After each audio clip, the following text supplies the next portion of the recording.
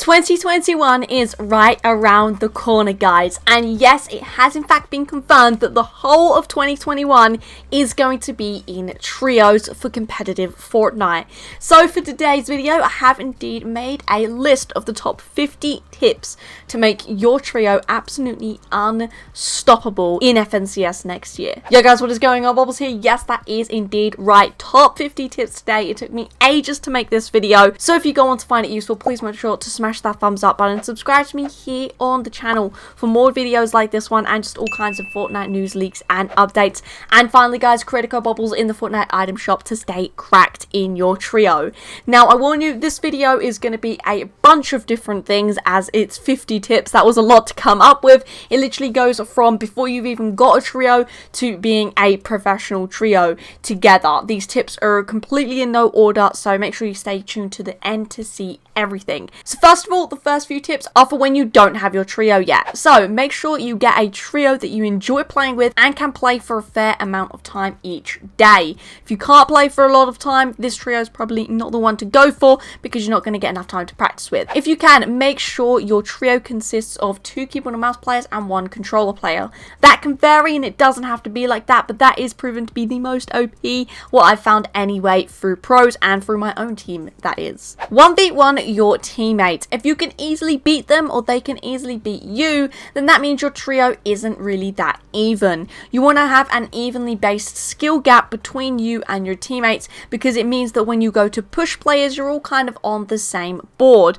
and it's not fair to have one person carry them all. Make sure one of you is the in-game leader. Making sure that there's only 1 and not 2 in a trio is crucial, or even if all 3 of you are trying IGL, it's not going to go well. Make sure you have one and make sure you listen to them no matter what. Too many cooks spoil the broth. So now you've got your trio, what next? Well, play both arena and creative evenly in order to improve as a trio and grow chemistry together. It's great to play arena because you get obviously a more realistic feel as to what Fortnite competitive series is going to actually be like, and play creative because overall if you're just playing arena, you're only going to be in a few gunfights per game. It's great for endgame, but also so is zone wars and then just 1v1ing, playing different aim mats, all that kind of thing.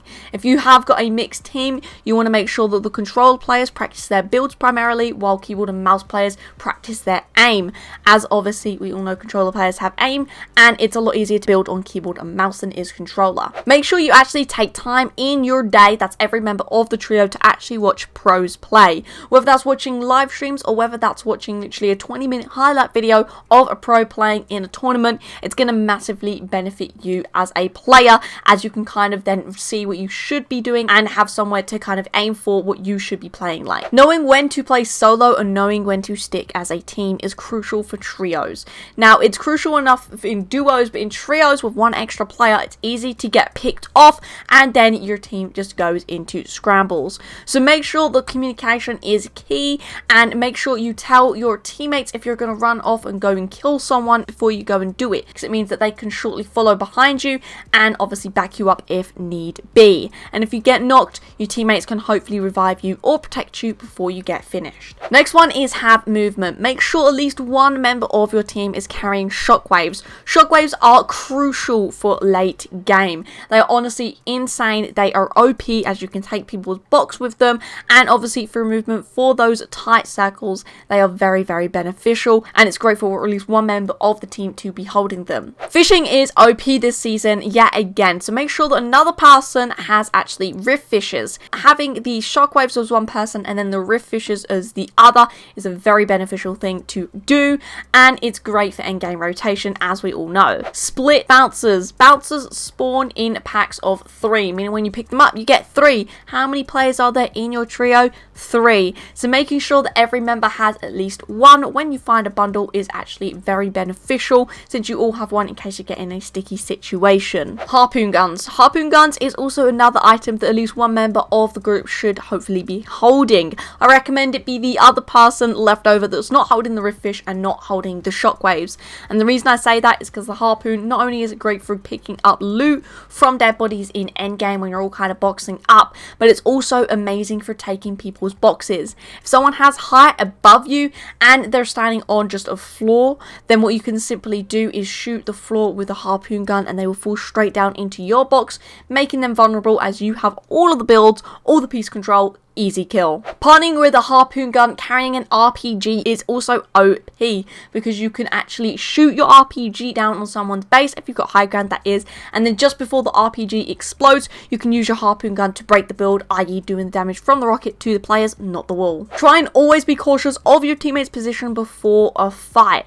If you know exactly where your teammates are placed and if they're in urgent need of help, or you are, then you can easily get to one another by simply knowing where they are in the build fight. For example of this, knowing that someone is at max height if you are at the bottom of a fight is very crucial, and you should know where your teammates are. If you're running low on health, make sure you let your teammates know, because it means that they can come over to you and assist you, whether that's you popping builds and you need some help holding a wall, or whether that's just to distract the enemies and even to continue the fight. Never be in the same box as your teammates. I say this so many times when I'm playing in box fights on my streams. So many people like to get in the same box. It's such a bad thing to do because you get in a muddle with who's holding the wall, who's editing the wall, and it ends up in a right catastrophe. Only one player should be the tarper. Tarping is an incredibly crucial role and only one player should be doing that, and I recommend that be one of the keyboard and mouse players because you want the controller player to be spraying close behind. The only time you should really swap out from being the tarper is if you're low on health.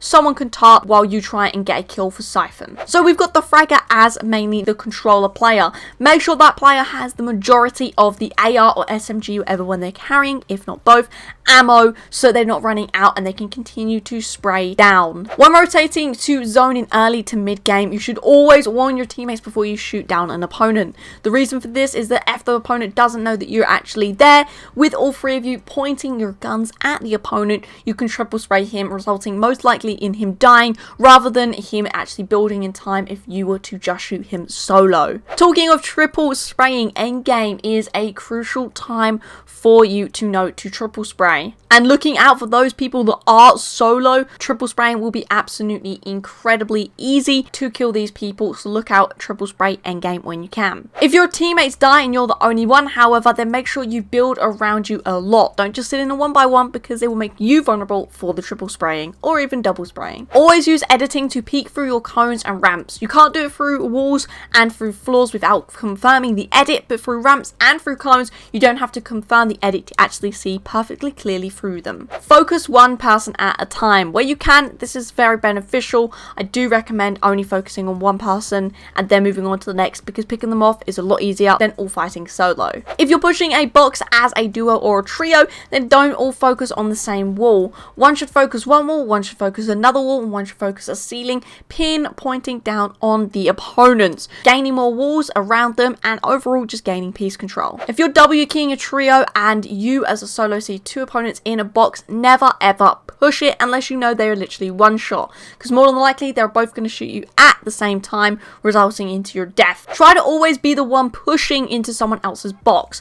You should only be boxed up if you are the one healing or you're waiting in end circles to kind of tarp along. If someone does push you, make sure that every member of your trio leave the box that you are in or the base that you're in and try and expand out, as having more piece control is highly beneficial to win a gunfight against opponents. Always land on a weapon. Since chest spawn rate is not 100%, never rely on the chance to land on a chest, because someone else is going to get a gun before you and it overall is not good. Try to land closer to your teammates also, because if opponents do land on a spot before you and a teammate gets knocked, for example, if you're close by, you can actually kill the opponents before they finish off your teammates. Landing in the same house as a teammate is also a beneficial way to actually land if a lot of opponents are also there.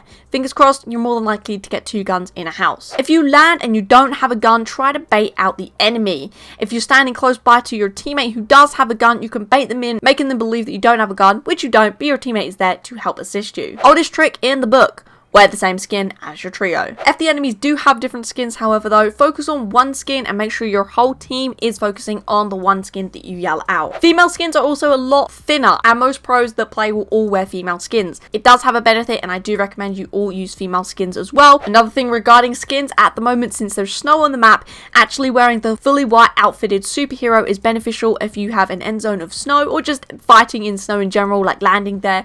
You kind of are invisible. Sand tunneling is also in the game. So make sure you bear in mind when you're in the sand, if there's people that are actually boxed above you, you might get blocked and can't actually run away from the storm in late game. Also be aware that if you're actually the one that's in the box and there's people underneath you sand tunneling, be careful you're not too close, because otherwise people can just literally jump, spray out and kill you. Always use wood early game. People swap too early on and use brick and metal when they should be saving that for end game. Try to get opponents split up as a result to an easy 1 vs 2 or a 1 vs 3 situation. If you knock someone, don't forget to shake them down. If it's late game, pick up the body that you've just killed and bring it to your builds where you can shake them down there to locate enemies, as well as claiming all of their bonus mats and bonus hills. If you have more mats left over, then make sure you start tarping early to the safe zone where you can then obviously go back and collect the mats after. If it is end game and the circle is moving and you are still a trio, then what I recommend is you actually get one player to use their hard mats to build as high as possible, follow the moving circle, and when it comes down to the heal wolf,